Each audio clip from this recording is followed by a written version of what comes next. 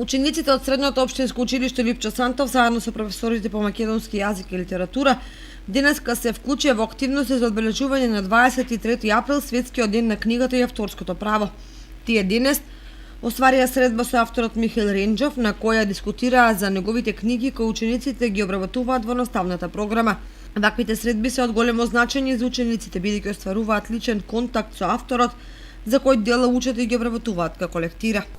И сме во доста тешко време, своевремено, тука со мои пријатели, ваши професори и така натаму правевме мовет. Едно време беше малку подруго јаше, беше на вистина Светски ден на книгата врзан со величественото на духот човечки.